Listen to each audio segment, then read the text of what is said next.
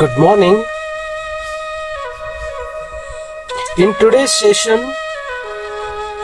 we will discuss about the great personality, the great achiever. His name is Samudragupta. Undoubtedly, he was the greatest king of Gupta dynasty. He was an ambitious ruler and wanted to be a Chakravarti or emperor. He pursued the policy of expansion and aggression to achieve his goal. His goal was made the vast empire and wanted to be the great emperor.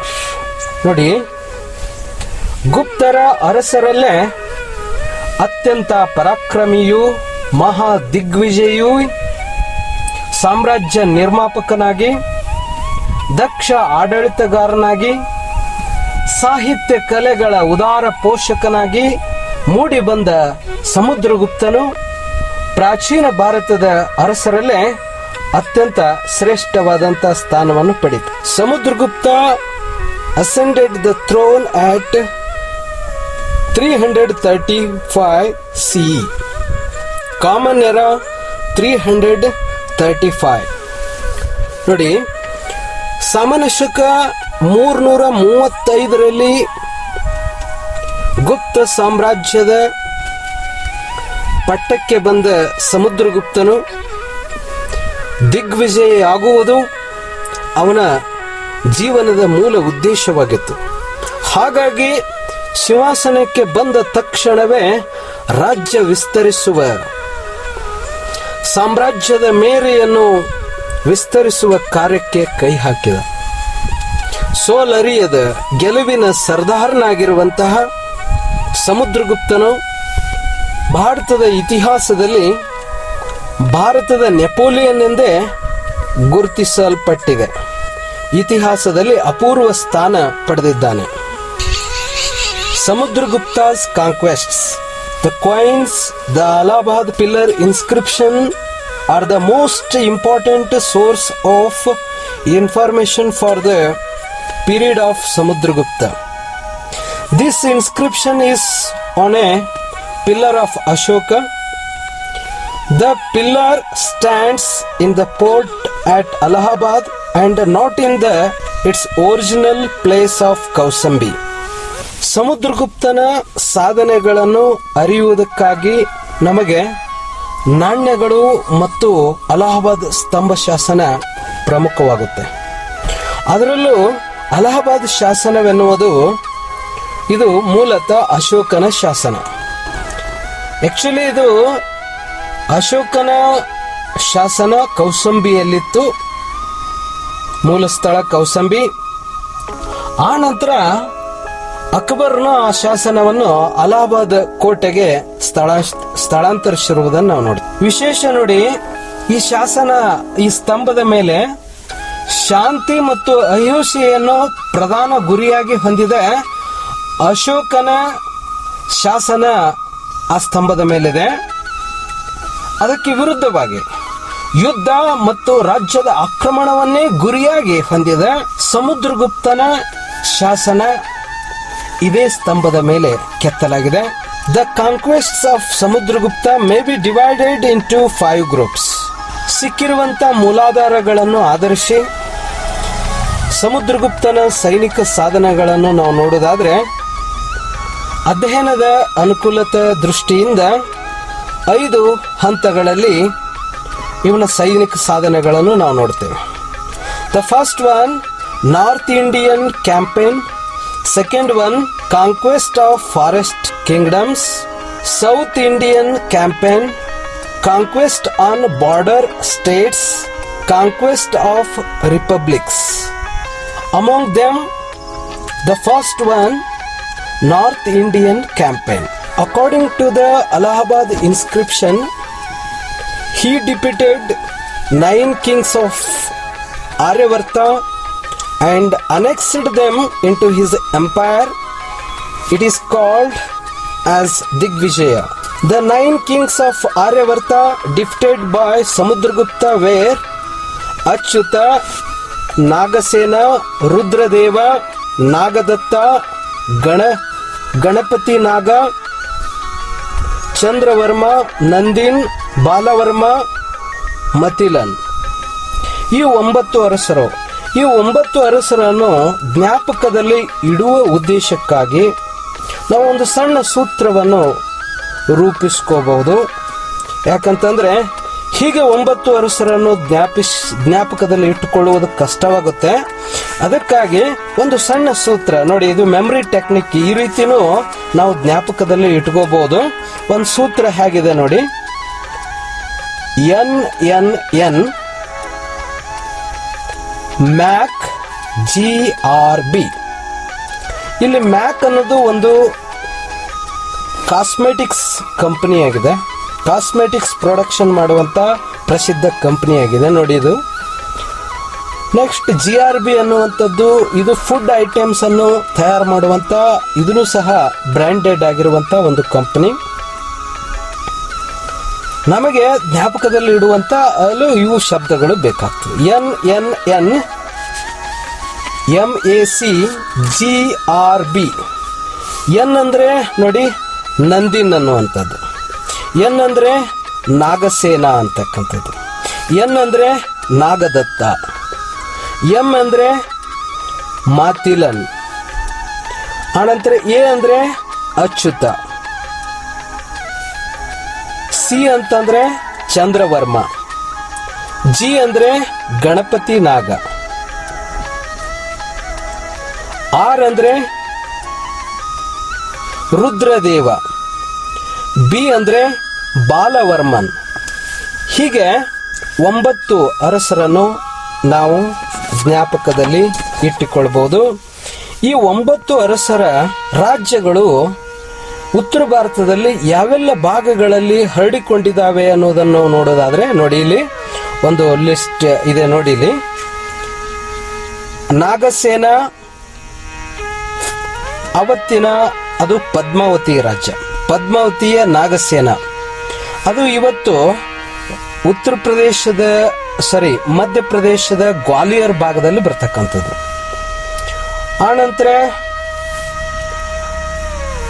ಅಹಿಚಿತ್ರದ ರಾಜ ಅಚ್ಯುತ, ಅವನ ರಾಜ್ಯ ಇವತ್ತಿನ ಉತ್ತರ ಪ್ರದೇಶದ ಬರೈಲಿ ಅನ್ನುವಂತ ಸ್ಥಳದಲ್ಲಿ ಬರುತ್ತೆ. ಈ ಭಾಗ ಬರೈಲಿ ನೋಡಿ, ಈ ಭಾಗ ಬರೈಲಿ. ಆನಂತರ ಗಣಪತಿ ನಾಗ, ಇದು ಉತ್ತರ ಪ್ರದೇಶದ ಮಥುರಾ ಅನ್ನುವಂತ ಸ್ಥಳದಲ್ಲಿ ಬರುತ್ತೆ. ರುದ್ರದೇವ, ವಾಕಾಟಕ ಅರಸ ರುದ್ರದೇವ ಮಧ್ಯಪ್ರದೇಶದಲ್ಲಿ ಹಂಚಿಕೆಯಾಗಿರುವಂತ ಭಾಗ ಇದು, ಈ ರಾಜ್ಯ. ಮಾತಿಲ ಅಂದು ಅದು ಬುಲಂದರ್ ಶಹರದ ಮಾತಿಲ, ಇವತ್ತು ಇದು ದೆಹಲಿಯ ಬಳಿ ಬರ್ತಕ್ಕಂಥ ಸ್ಥಳ. ನಾಗದೊರೆ ನಾಗದತ್ತ ಅಂತ ಬರ್ತಾನೆ, ಈತನ ರಾಜ್ಯವು ಸಹ ಮಥುರಾದ ಬಳಿ ಬರ್ತಕ್ಕಂಥದ್ದು. ಮಥುರಾ ಹತ್ತಿರ ಈ ರಾಜ್ಯ ವ್ಯಾಪಿಸಿಕೊಂಡಿರುವಂಥದ್ದು. ಇನ್ನೊಬ್ಬ ಅರಸ ಚಂದ್ರವರ್ಮನ್ ಅಂತ ಬರ್ತಾನೆ, ಪುಷ್ಕರದ ರಾಜ್ಯ ಚಂದ್ರವರ್ಮನ್ ಅಂತ ಬರ್ತಾನೆ. ಇದು ಪಶ್ಚಿಮ ಬಂಗಾಳದ ಬಂಕೂರ್ ಅನ್ನುವಂತ ಪ್ರದೇಶ, ಬಂಕೂರ್ ಪ್ರದೇಶದಲ್ಲಿ ಇದು ಬರುವಂತ ರಾಜ್ಯ. ನಾಗದೊರೆ ನಂದಿನ್ ಅಂತ ಬರ್ತಾನೆ, ಈತನ ರಾಜ್ಯ ಉತ್ತರ ಪ್ರದೇಶದಲ್ಲಿತ್ತು. ಕಾಮರೂಪದ ಅರಸ ಬಾಲವರ್ಮನ್, ಇದು ಆಸಾಮದ ಪಶ್ಚಿಮ ಭಾಗದಲ್ಲಿ ಬರ್ತಕ್ಕಂಥ ರಾಜ್ಯ. ಹೀಗೆ 9 ರಾಜ್ಯಗಳ ಮೇಲೆ ಪ್ರಾರಂಭದಲ್ಲಿ ಸಮುದ್ರಗುಪ್ತನು ಆಕ್ರಮಣ ಮಾಡ್ತಾನೆ, ಅವರನ್ನು ಸೋಲಿಸ್ತಾನೆ. ಆ ಎಲ್ಲ ರಾಜ್ಯಗಳನ್ನು ನೇರವಾಗಿ ತನ್ನ ಸಾಮ್ರಾಜ್ಯದಲ್ಲಿ ವಿಲೀನಗೊಳಿಸಿಕೊಳ್ತಾನೆ. ಹಾಗಾಗಿ ಈತನ ಈ ಒಂದು ಕಾರ್ಯನೀತಿಯನ್ನು ದಿಗ್ವಿಜಯ ಎಂದು ಕರೆಯಲಾಗಿದೆ. His second conquest on forest states or forest kingdoms. Samudragupta conquered the forest kingdoms of Jabalpur, Rewa, Nagpur and Bagelkhand in Vindhya region. ನೋಡಿ, ಇದು ಮಧ್ಯಪ್ರದೇಶದ ಈ ಒಂದು ಭಾಗ. ಇಲ್ಲಿ ಸುಮಾರು 18 ರಾಜ್ಯಗಳ ರಾಜರನ್ನು ಸಮುದ್ರಗುಪ್ತನು ಸೋಲಿಸಿದನೆಂದು ಅಲಹಾಬಾದ್ ಶಾಸನ ಹೇಳುತ್ತೆ.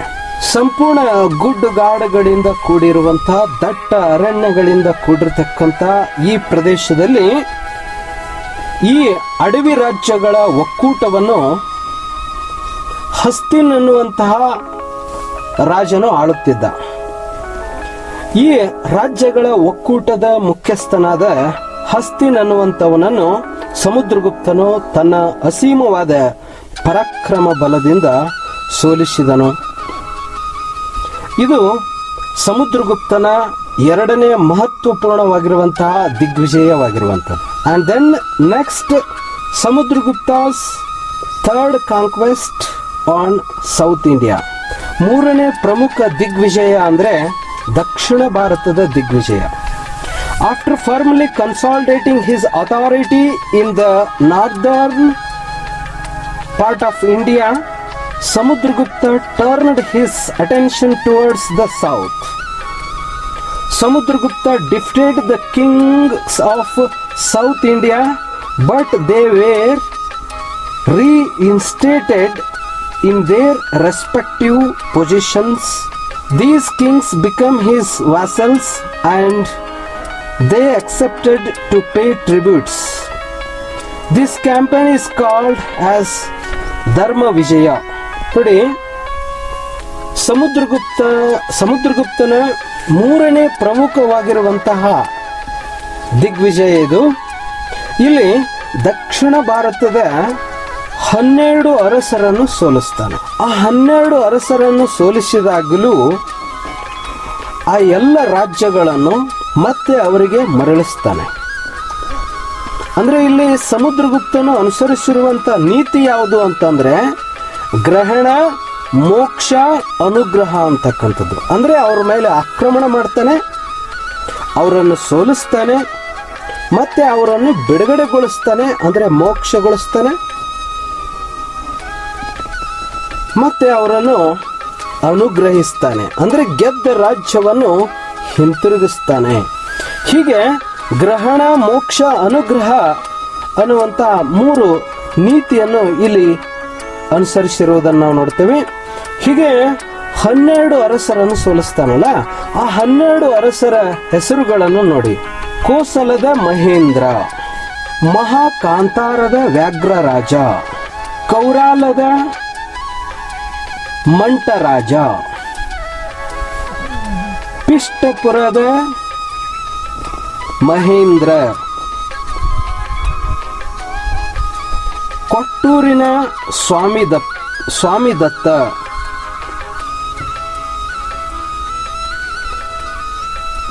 ಯರಂಡಪಲ್ಲಿಯ ದಾಮನ, ಕಂಚಿಯ ವಿಷ್ಣುಗುಪ್ತ,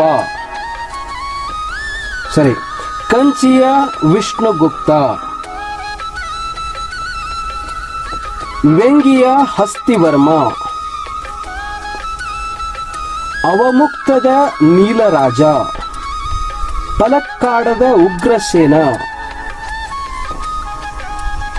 ದೇವರಾಷ್ಟ್ರದ ಕುಬೇರ, ಕುಸ್ತಿಲಾಪುರದ ಧನಂಜಯ.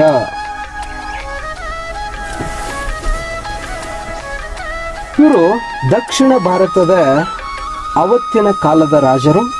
ಈ 12 ಅರಸರನ್ನು ಸಮುದ್ರಗುಪ್ತ ಸೋಲಿಸ್ತಾನೆ. ನೋಡಿ, ಇಲ್ಲಿಯೂ ಒಂದು ಸೂತ್ರ ಮಾಡಬಹುದು. ಯಾಕಂದ್ರೆ 12 ಅರಸರು ಅವರ ರಾಜ್ಯದ ಹೆಸರನ್ನು ನೇರವಾಗಿ ನೆನಪಿಟ್ಟುಕೊಳ್ಳುವುದು ಕಷ್ಟವಾದರೆ ಇಲ್ಲಿಯೂ ಒಂದು ಸೂತ್ರವನ್ನು ರಚಿಸಬಹುದು. ನಿಮ್ಮದೇ ಹಿನ್ನೆಲೆಯಲ್ಲಿನೂ ನಿಮ್ಮದೇ ಆಗಿರುವಂತಹ ನಿಮಗೆ ಅನುಕೂಲವಾಗುವ ರೀತಿಯಲ್ಲಿನೂ ಸೂತ್ರವನ್ನು ಮಾರ್ಪಡಿಸ್ಕೋಬಹುದು. ಹೀಗೇನೆ ಇರಬೇಕು ಅಂತಲ್ಲ, ಒಟ್ಟಾರೆ ನೆನಪು ಹಿಡಿಯುವುದಕ್ಕೆ ಆ ಸೂತ್ರ ನಮಗೆ ಸಾಧ್ಯವಾದರೆ ಸಾಕು. ಇಲ್ಲಿ ನೋಡಿ, 12 ಅರಸರು ಬರ್ತಾರೆ. ಅವುಗಳನ್ನು ನಾವು ಈ ರೀತಿಯಾಗಿನೂ ವರ್ಗೀಕರಣ ಮಾಡ್ಕೋಬಹುದು. ನೋಡಿ, M K, M P,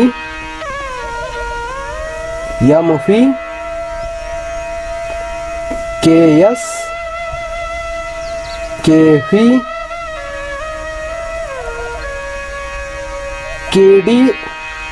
KD, DY,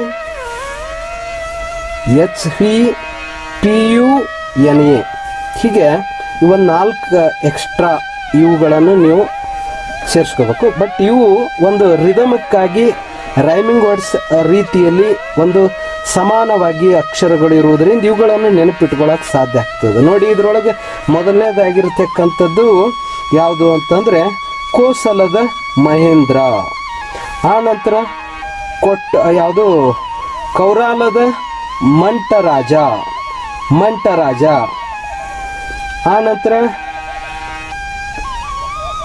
ಪಿಷ್ಟಪುರದ Mahendra.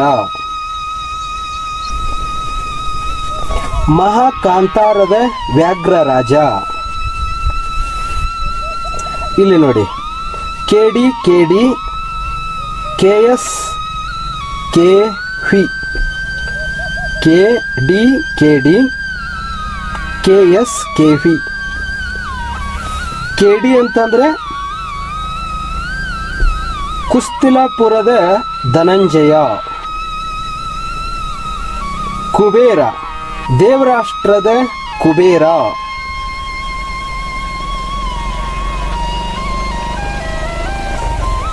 KS ಎಂದ್ರೆ ಕೊಟ್ಟೂರಿನ ಸ್ವಾಮಿದತ್ತ. KV ಎಂದ್ರೆ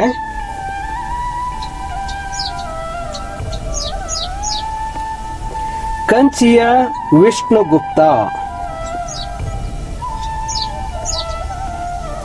DY ಅಂದ್ರೆ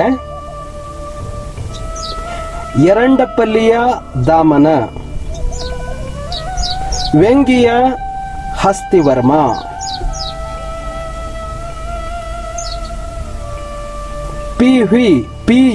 PU ಎಂದ್ರೆ ಪಲಕ್ಕಾಡದ ಉಗ್ರಸೇನ.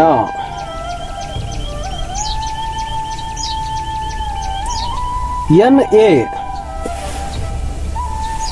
ನೀಲರಾಜ ಆಫ್ ಅವಮುಕ್ತದ ನೀಲರಾಜ. ಹೀಗೆ ದಕ್ಷಿಣ ಭಾರತದ 12 ಅರಸರನ್ನು ಈ ಒಂದು ಸಣ್ಣ ಸೂತ್ರಗಳ ಮೂಲಕ, ಪ್ರಾಸಬದ್ಧ ಶಬ್ದಗಳ ಮೂಲಕ ನಾವು ನೆನಪಿಟ್ಟುಕೊಳ್ಳಬಹುದು. ಈ ಸೂತ್ರವನ್ನು ಯಾವುದೇ ವಿಷಯದಲ್ಲೂ ನಾವು ಉಪಯೋಗಿಸಿಕೊಂಡು ಜ್ಞಾಪಕದಲ್ಲಿ ಇಟ್ಕೊಳ್ಳುವುದಕ್ಕೆ ಸಾಧ್ಯವಾಗುತ್ತೆ. ಇದು ಸಮುದ್ರಗುಪ್ತನ ದಕ್ಷಿಣ ಭಾರತದ ದಿಗ್ವಿಜಯಗಳಾಯಿತು. ಇನ್ನು ಸಮುದ್ರಗುಪ್ತನ ಮತ್ತೊಂದು ದಿಗ್ವಿಜಯ ಅಂತಂದ್ರೆ ಗಡಿನಾಡು ರಾಜ್ಯಗಳ ದಿಗ್ವಿಜಯ. Conquest of frontier States.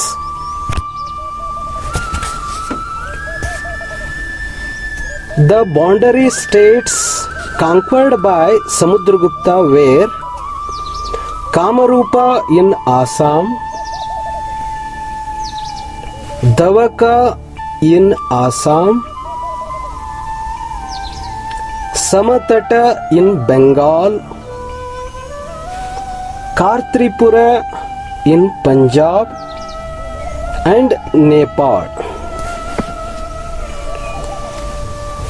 ಸಮುದ್ರಗುಪ್ತನ Allahabad ಸ್ತಂಭ ಶಾಸನದ 22ನೇ ಸಾಲಿನಲ್ಲಿ ಈ ಗಡಿನಾಡು ರಾಜ್ಯಗಳ ದಿಗ್ವಿಜಯದ ಕುರಿತಾಗಿ ಉಲ್ಲೇಖ ಕಂಡುಬರುತ್ತೆ. ಸಮುದ್ರಗುಪ್ತನು ಈ ಗಡಿ ರಾಜರ ಮೇಲೆ ಅಂದ್ರೆ ಆಗ್ನೇಯ ಬಂಗಾಳ ಅಂದ್ರೆ ಬಂಗಾಳದ ಆಗ್ನೇಯ ಭಾಗದಲ್ಲಿರುವಂಥ ಸಮತಟ, ಆಸಾಮದ ಪಶ್ಚಿಮ ಭಾಗದಲ್ಲಿರುವಂಥ ಕಾಮರೂಪ, ಆಸಾಮಿನ ನೌಗಾಂಗ್ ಜಿಲ್ಲೆ, ನೋಡಿ ಇದು ಆಸಾಮಿನ ನೌಗಾಂಗ್ ಜಿಲ್ಲೆ ಇರುವ ಸ್ಥಳ. ಈ ಆಸಾಮಿನ ನೌಗಾಂಗ್ ಜಿಲ್ಲೆಯಲ್ಲಿ ಬರುವಂಥ ದವಕ,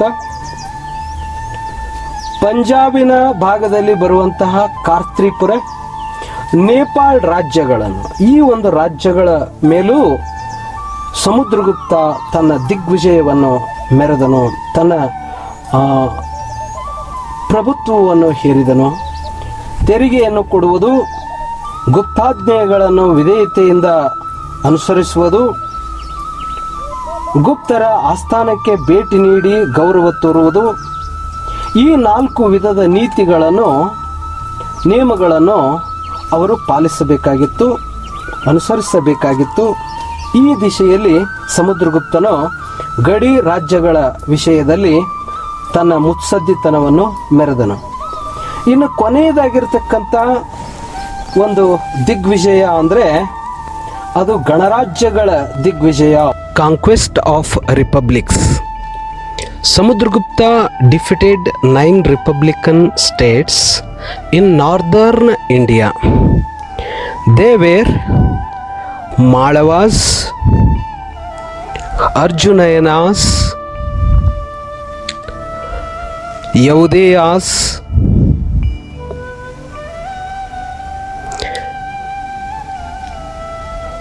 Madrakas, Abiras, Sanakanikas, Kakas, Karaparikas, Prarjunas. These states paid homage were situated on the western and southwestern fringe of Aryavarta. ಸಮುದ್ರಗುಪ್ತನು ನೋಡಿ, ಸಮುದ್ರಗುಪ್ತನು ಉತ್ತರ ಭಾರತದಲ್ಲಿ, ಅದು ವಿಶೇಷವಾಗಿ ಆರ್ಯವರ್ತದ ನೈಋತ್ಯ ಭಾಗ ಮತ್ತು ಪಶ್ಚಿಮ ಭಾಗದಲ್ಲಿ ಹಂಚಿಕೆಯಾಗಿರುವ ಸುಮಾರು 9 ಗಣರಾಜ್ಯಗಳನ್ನು ಸಮುದ್ರಗುಪ್ತನು ಸೋಲಿಸಿ ತನ್ನ ಸಾಮ್ರಾಜ್ಯಕ್ಕೆ ವಿಲೀನಗೊಳಿಸಿಕೊಂಡನು. ಈ 9 ಗಣರಾಜ್ಯಗಳು ಅಂತಂದರೆ ನೋಡಿ, ಒಂದು ಮಾಳವರು, ಇದು ಮಾಳವರು ಭಾಗ, ಅರ್ಜುನಯನಾರರು, ಯೌದೇಯರು, ಮದ್ರಕರು, ಅಬೀರರು, ಸನ್ಕಾನಿಕರು, ಕಾಕರು, ಕಾರಪರಿಕರು, ಪ್ರರ್ಜುನಾಜರು. ಹೀಗೆ 9 ಗಣರಾಜ್ಯಗಳನ್ನು ಸಮುದ್ರಗುಪ್ತನು ಸೋಲಿಸಿ ಅವುಗಳ ಪ್ರದೇಶವನ್ನು ತನ್ನ ಸಾಮ್ರಾಜ್ಯಕ್ಕೆ ವಿಲೀನಗೊಳಿಸಿಕೊಂಡನು. ನೋಡಿ, ಇಲ್ಲಿ 9 ಗಣರಾಜ್ಯಗಳು ಬರ್ತವೆ. ಈ 9 ಗಣರಾಜ್ಯಗಳನ್ನು ಒಂದು ಸಣ್ಣ ಸೂತ್ರದೊಂದಿಗೆ ನೆನಪಿಡಿಯುವುದಕ್ಕೆ ನಾವು ಪ್ರಯತ್ನಿಸಬಹುದು.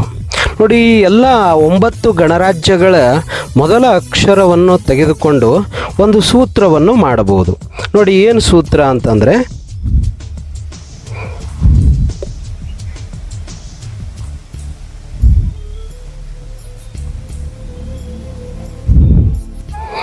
ಇದು ಸೂತ್ರ. ಪ್ರ ಅಂತಂದರೆ ಪರ್ಜುನರು, ಕ ಅಂದರೆ ಕಾರಪರಿಕರು, ಮ ಅಂತಂದರೆ ಮದ್ರಕರು, ಯ ಅಂದರೆ ಯೌದೇಯರು, ಮ ಅಂತಂದರೆ ಮಾಳವರು, ಕ ಅನ್ನುವಂಥ ಶಬ್ದ ಕಾಕರು, ಕ ಅನ್ನುವಂಥ ಶಬ್ದ ಕಾಕರು. ನೋಡಿ, ಇಲ್ಲಿ ಕಾ ಅನ್ನುವಂಥ ಶಬ್ದ ಇದೆಯಲ್ಲ, ಕಾಕರು. ಅ ಶಬ್ದ ಅರ್ಜುನಯನಾರರು, ಇದು ಅಬೀರರು. ಹೀಗೆ ಈ ಒಂದು ಸೂತ್ರವನ್ನು ಮಾಡಿ ನೆನಪಿಟ್ಕೋಬಹುದು. ಅಂದರೆ ಏನು ಸೂತ್ರ? ಪ್ರಕಾಶಮಯವಾದ ಮಾಯಕ್ಕ ಅವಳ ಅಪೂರ್ವ ಸುಂದರಿ, ಮಾಯಕ್ಕ ಅವಳು ಅಪೂರ್ವ ಸುಂದರಿ. ಪ್ರಕಾಶಮಯವಾದ ಮಾಯಕ್ಕ ಅವಳು ಅಪೂರ್ವ ಸುಂದರಿ. ಏನು ಸೂತ್ರ? ಪ್ರಕಾಶಮಯವಾದ ಮಾಯಕ್ಕ ಅವಳು ಅಪೂರ್ವ ಸುಂದರಿ ಅನ್ನುವಂಥದ್ದು ಒಂದು ಸಾಲನ್ನು ನೆನಪಿಟ್ಕೊಂಡು ಬಿಟ್ಟರೆ ನೀವು ಇಡೀ 9 ಗಣರಾಜ್ಯಗಳನ್ನು ನೆನಪಿಟ್ಕೊಳ್ಳುವುದಕ್ಕೆ ಸಾಧ್ಯವಾಗುತ್ತೆ. ಅಲಹಾಬಾದ್ ಸ್ತಂಭ ಶಾಸನ ತಿಳಿಸಿರುವಂತೆ ಸಮುದ್ರಗುಪ್ತನು ಬಂಗಾಳ ಕೊಲ್ಲಿ, ಹಿಂದೂ ಮಹಾಸಾಗರದಲ್ಲಿರುವಂಥ ಕೆಲವು ದ್ವೀಪಗಳ ಮೇಲೂ ಆತ ತನ್ನ ಪ್ರಭುತ್ವವನ್ನು ಸಾಧಿಸಿದ್ದ ಅನ್ನುವುದಕ್ಕೆ ಮಾಹಿತಿ ಸಿಗುತ್ತೆ. ಆ ಸ್ತಂಭ ಶಾಸನದಲ್ಲಿ ಒಂದು ಶಬ್ದ ಬರುತ್ತೆ, ಸರ್ವದ್ವೀಪವಾಸಿನ್ ಅನ್ನುವಂಥ ಶಬ್ದ ಬರುತ್ತೆ. ಸರ್ವದ್ವೀಪವಾಸಿನ್ ಅನ್ನುವಂಥ ಶಬ್ದ ಏನು, ಬಂಗಾಳ ಕೊಲ್ಲಿ ಮತ್ತು ಹಿಂದೂ ಮಹಾಸಾಗರದ ದ್ವೀಪಗಳ ಮೇಲೆ ಆತ ಪ್ರಭುತ್ವ ಸಾಧಿಸಿದ್ದ ಅನ್ನುವಂಥ ವಿಚಾರ ತಿಳಿದು ಬರುತ್ತೆ. ಹೀಗೆ ಸಮುದ್ರಗುಪ್ತನು ತನ್ನ ಅಪಾರವಾಗಿರುವಂಥ ಪರಾಕ್ರಮ ಬಲದಿಂದ ವಿಶಾಲವಾಗಿರುವಂಥ ಸಾಮ್ರಾಜ್ಯವನ್ನು ಸ್ಥಾಪಿಸ್ತಾನೆ. ಮುಂದೆ ಸಮುದ್ರಗುಪ್ತನು ತನ್ನ ಅಂದರೆ ಅಲಹಾಬಾದ್ ಶಾಸನದ ಪ್ರಕಾರ ಸಮುದ್ರಗುಪ್ತನು ಕೇವಲ ದೇಶಿ ಅರಸರ ಮೇಲೆ ಮಾತ್ರ ಪ್ರಭುತ್ವ ಸಾಧಿಸಲಿಲ್ಲ, ವಿದೇಶಿ ಅರಸರು ಸಹ ಈತನ ಪ್ರಭುತ್ವವನ್ನು ಒಪ್ಪಿಕೊಂಡಿದ್ದರು ಅನ್ನುವಂಥ ವಿಷಯವನ್ನು ಅಲಹಾಬಾದ್ ಸ್ತಂಭ ಶಾಸನವು ಪ್ರಸ್ತುತಪಡಿಸುತ್ತೆ. The Allahabad pillar inscription refers to the independent foreign countries who entered into relationship with Samudragupta. ಅಂದರೆ ಸಮುದ್ರಗುಪ್ತನ ಒಂದು ಅಪ್ರತಿಮವಾಗಿರುವಂಥ ಸಾಹಸ ಪ್ರದರ್ಶನದಿಂದ ಅವನ ಸೋಲಿಲ್ಲದ ನಿರಂತರವಾಗಿರುವಂಥ ಯಶಸ್ವಿಯುತವಾಗಿರುವಂಥ ದಂಡಯಾತ್ರೆಗಳಿಂದ ಭಯಭೀತರಾಗಿರುವಂಥ ವಿದೇಶಿಯರಾಗಿರುವಂಥ ಶಕರು, ದೇವಪುತ್ರ ಶಾಹಿಗಳು, ಮುರಂದರು, ಶಿವಹಳಿಯರು ಮುಂತಾದ ವಿದೇಶಿ ಅರಸರು ತಮ್ಮ ರಾಯಭಾರಿಗಳನ್ನು ಅಮೂಲ್ಯ ಕಾಣಿಕೆಗಳೊಂದಿಗೆ ಆಸ್ಥಾನಕ್ಕೆ ಕಳುಹಿಸಿ ಆ ಸಮುದ್ರಗುಪ್ತನ ಸಾರ್ವಭೌಮತ್ವವನ್ನು ಒಪ್ಪಿಕೊಂಡಿರುವಂಥ ವಿಚಾರವನ್ನು ನಾವು ಅಲಹಾಬಾದ್ ಸ್ತಂಭ ಶಾಸನದಲ್ಲಿ ನಾವು ನೋಡ್ತೇವೆ. ಅದರಲ್ಲೂ ವಿಶೇಷವಾಗಿ ಶ್ರೀಲಂಕಾದ ಅರಸ ಮೇಘವರ್ಮ ಆತ ಸಮುದ್ರಗುಪ್ತನ ಆಸ್ಥಾನಕ್ಕೆ ರಾಯಭಾರಿಯನ್ನು ಕೊಟ್ಟು ಕಳಿಸಿ ಗಯಾದಲ್ಲಿ ಒಂದು ಬೌದ್ಧ ಸಂಘಾರಾಮವನ್ನು ನಿರ್ಮಿಸಲು ಸಮುದ್ರಗುಪ್ತನ ಅನುಮತಿಯನ್ನು ಕೇಳಿರುವಂಥದ್ದನ್ನು ನಾವು ನೋಡ್ತೇವೆ. ಸಮುದ್ರಗುಪ್ತನು ಒಪ್ಪಿಕೊಂಡು ಆತನಿಗೆ ಅನುಮತಿಯನ್ನು ನೀಡ್ತಾನೆ.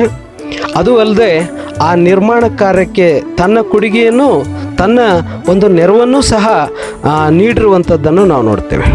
ಹೀಗೆ ಸಮುದ್ರಗುಪ್ತನು ವಿಶಾಲವಾಗಿರುವಂತಹ ಸಾಮ್ರಾಜ್ಯವನ್ನು ತನ್ನ ಅಸೀಮವಾಗಿರುವಂತಹ ಅಪ್ರತಿಮವಾಗಿರುವಂತಹ ಬಲದಿಂದ, ಮುತ್ಸದ್ದಿತನದಿಂದ ವಿಶಾಲವಾಗಿರುವಂತಹ ಸಾಮ್ರಾಜ್ಯವನ್ನು ನಿರ್ಮಿಸಿದನು. His empire extended from Kashmir in north to Tamil Nadu in the south and Punjab in the west to Bengal in the east. ನೋಡಿ, ಸಮುದ್ರಗುಪ್ತನ ವಿಶಾಲವಾಗಿರುವಂಥ ಸಾಮ್ರಾಜ್ಯ ಅದು ಉತ್ತರದಲ್ಲಿ ಕಾಶ್ಮೀರ, ದಕ್ಷಿಣದಲ್ಲಿ ತಮಿಳುನಾಡು, ಪಶ್ಚಿಮದಲ್ಲಿ ಪಂಜಾಬ್, ಪೂರ್ವದಲ್ಲಿ ಬಂಗಾಳ, ಇವುಗಳ ಮಧ್ಯದ ವಿಶಾಲವಾಗಿರುವಂಥ ಪ್ರದೇಶದ ಮೇಲೆ ಸಮುದ್ರಗುಪ್ತ ತನ್ನ ಪ್ರಭುತ್ವವನ್ನು ಸ್ಥಾಪಿಸಿದ್ದ. ಮೌರ್ಯರ ನಂತರ ಪ್ರಪ್ರಥಮ ಬಾರಿಗೆ ವಿಶಾಲವಾಗಿರ್ತಕ್ಕಂತಹ ಉತ್ತರ ಭಾರತದಲ್ಲಿ ವಿಶಾಲವಾಗಿರ್ತಕ್ಕಂತಹ ಒಂದು ಸಾಮ್ರಾಜ್ಯವನ್ನು ಸ್ಥಾಪಿಸುವಲ್ಲಿ ಸಮುದ್ರಗುಪ್ತ ಯಶಸ್ವಿಯಾಗಿದ್ದ. ರಾಜಕೀಯವಾಗಿ, ಸಾಂಸ್ಕೃತಿಕವಾಗಿ ಈ ಭಾಗದಲ್ಲಿ ಅಖಂಡತ್ವವನ್ನು ಸ್ಥಾಪಿಸುವಲ್ಲಿ ಸಮುದ್ರಗುಪ್ತ ಯಶಸ್ವಿಯಾಗಿದ್ದನು. ಇದು ಸಮುದ್ರಗುಪ್ತನ ಸಾಮ್ರಾಜ್ಯ ವಿಸ್ತಾರ, extent of Samudragupta's empire. Next, Samudragupta as an administrator and patron of art. Samudragupta was not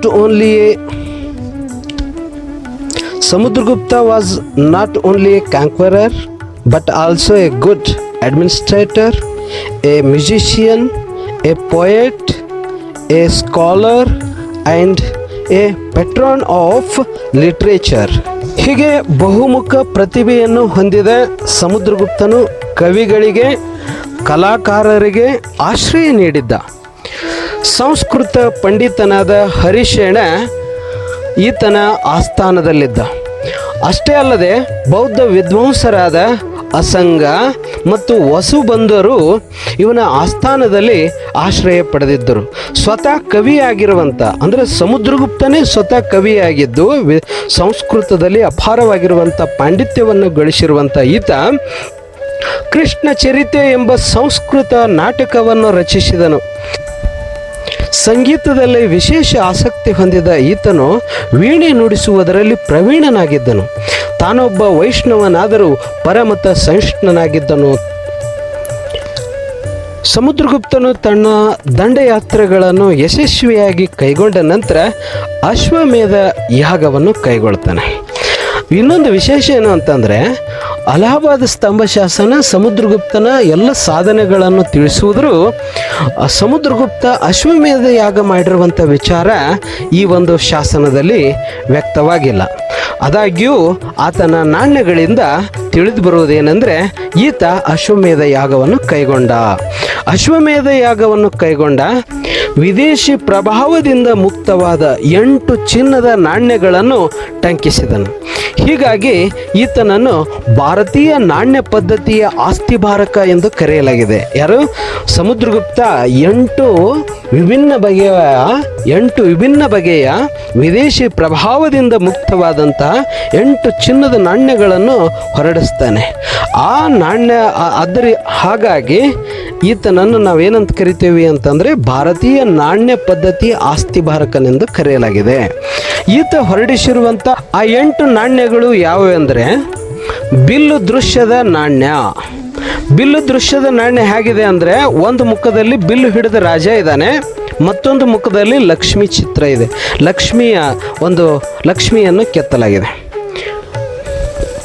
bill ದೃಶ್ಯದ ನಾಣ್ಯ, ಯುದ್ಧ ಕೊಡಲಿಯ ನಾಣ್ಯ, ಕಾಚ ಮಾದರಿಯ ನಾಣ್ಯ, ಹುಲಿ ಚಿತ್ರ ಇರುವ ನಾಣ್ಯ, ವೀಣೆಯನ್ನು ಹಿಡಿದಿರುವಂಥ ನಾಣ್ಯ, ಅಶ್ವಮೇಧ ಯಾಗವನ್ನು ಕೈಗೊಂಡ ಅಶ್ವಮೇಧ ಯಾಗ ಕುದುರೆ ಇರುವಂಥ ನಾಣ್ಯ, ಚಂದ್ರಗುಪ್ತ ಮಾದರಿಯ ನಾಣ್ಯ, ಸ್ಟ್ಯಾಂಡರ್ಡ್ ಮಾದರಿ ನಾಣ್ಯ, ಹೀಗೆ 8 ಪ್ರಕಾರದ ನಾಣ್ಯಗಳನ್ನು ಹೊರಡಿಸಿರ್ತಕ್ಕಂಥದ್ದನ್ನು ನಾವು ನೋಡ್ತೇವೆ. ಸೌಭಾಗ್ಯಗಳ ನಿಧಿಯಾಗಿರುವ ಸಮುದ್ರಗುಪ್ತನು ಯುದ್ಧ ಭೂಮಿಯಲ್ಲಿ ಅಪ್ರತಿಮ ವೀರನು, ಪಂಡಿತರ ಮಧ್ಯದಲ್ಲಿ ವಿದ್ವಾಂಸರ ಮಧ್ಯದಲ್ಲಿ ಅಪ್ರತಿಮ ಪಂಡಿತನು ಆಗಿ ಭಾರತದ ಚರಿತ್ರೆಯಲ್ಲಿ ವಿಶೇಷವಾದಂಥ ಸ್ಥಾನವನ್ನು ಪಡೆದಿದ್ದಾನೆ. ಇದು ಸಮುದ್ರಗುಪ್ತನ ವಿಶೇಷ. ಧನ್ಯವಾದಗಳು.